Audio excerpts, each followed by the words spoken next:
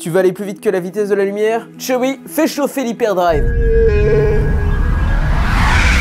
J'ai une maison de vacances par ici, c'est sympa mais un peu loin. Plus sérieusement, si l'humain souhaitait visiter d'autres systèmes avec la technologie d'aujourd'hui, ça risque d'être un peu long. Même si notre vaisseau filait à la même vitesse que Voyager 1, la sonde la plus éloignée de la Terre, il nous faudrait plus de 73 000 ans pour se rendre à Proxima du Centaure. Et ça, c'est pour le système le plus proche de chez nous. Quand 900 ans comme moi tu auras, moins en forme tu seras. Désolé pour celui-là, il faisait du stop, enfin... Si on accélérait jusqu'à 300 000 km par seconde, notre voyage durerait seulement 4 ans. 4 années-lumière, plus exactement, puisque notre vitesse serait celle de la lumière dans le vide. Tu me diras, 4 ans, c'est pas très long. Ok, mais ça suppose qu'on atteigne cette vitesse de la lumière. Et est-ce que c'est possible? Non.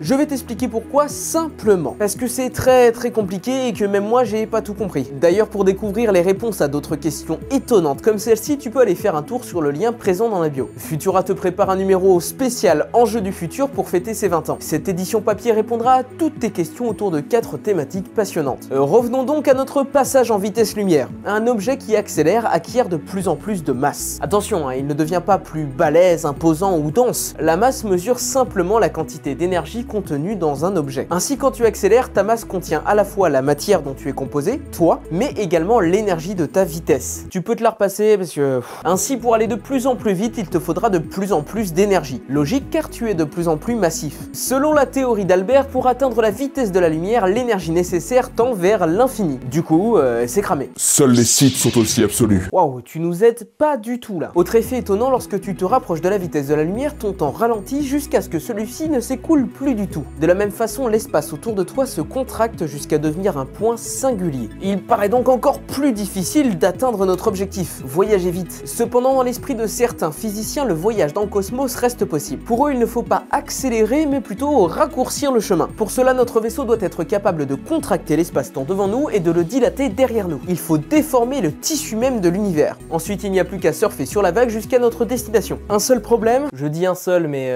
pour dilater l'espace-temps, il faudrait une matière possédant une masse négative. Et ça, pour l'instant, on n'en a pas trouvé. Il est même très probable que ça n'existe pas du tout. Fantasmons encore un peu, même si tout cela était possible et que nous voyagions à 10 fois la vitesse de la lumière, il nous faudrait encore des centaines de milliers d'années pour atteindre la galaxie d'Andromède, notre voisine la plus proche. Sinon, on peut toujours attendre qu'elle nous tape dedans dans 4 milliards d'années. C'est à toi de voir. Pour en découvrir plus sur les enjeux scientifiques du futur, clique sur le lien dans la bio. Futura y prépare un projet spécial, son premier magazine papier en 20 ans d'existence. Tu peux participer à la création de cette édition et être tenu au courant de son avancement en te préinscrivant sur le lien dans la bio. Que la force soit avec toi.